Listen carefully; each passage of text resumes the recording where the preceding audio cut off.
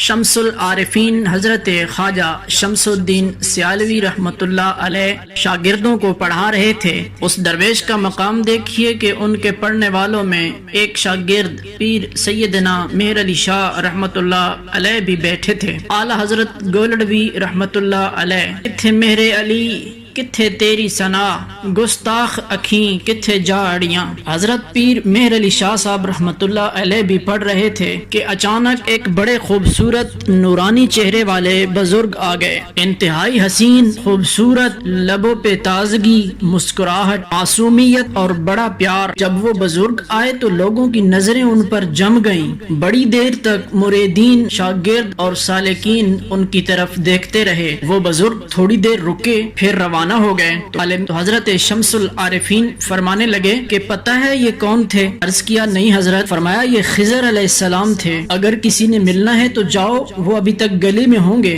جاؤ جا کر مل لو۔ یہ فرمان سن کر سارے شاگرد اٹھ کر چلے گئے، لیکن پیر سیدنا مہر علی شاہ صاحب رحمۃ اللہ علیہ آپ بیٹھے رہے تو آپ نے فرمایا تم نے نہیں ملنا؟ عرض کیا نہیں حضور، میں ادھر ہی ٹھیک ہوں۔ فرمایا مہر علی جاؤ مل لو۔ تو پیر صاحب فرمانے لگے حضور میں ان سے کیوں نہ ملوں کہ خضر بھی جن سے ملنے آتا ہے۔ فرمایا حضرت میرے لیے تو خضر آپ ہی ہیں۔ ناظرین کرام، جہاں اس چھوٹے سے واقعے کے اندر زندگی کے بہت سارے سبق آموز راز پوشیدہ ہیں، وہاں ایک راز یہ بھی ہے کہ اگر کسی کو عزت دینا ہو، کسی کو پروٹوکول دینا ہو تو سب سے پہلے اپنے ساتھ والے کو دیں۔ آپ کا اپنا دوست، آپ کا قریب والا جو ہمیشہ آپ کے دکھ اور سکھ میں شریک ہوتا ہے، وہی آپ کی تعریف اور توجہ کا زیادہ حقدار ہے۔ ناظرین، جو آپ کا بزنس پارٹنر ہے، کولیگ ہے، جو آپ کے ساتھ کام کرتا ہے، وہ آپ کے پرخلوص رویے کا زیادہ حقدار ہے، کیونکہ وہ آپ کا ہمیشہ کا دوست ہے۔ اسی نے آپ کے ساتھ رہنا ہے۔ اسے بھلا کرنے کی کوشش کریں،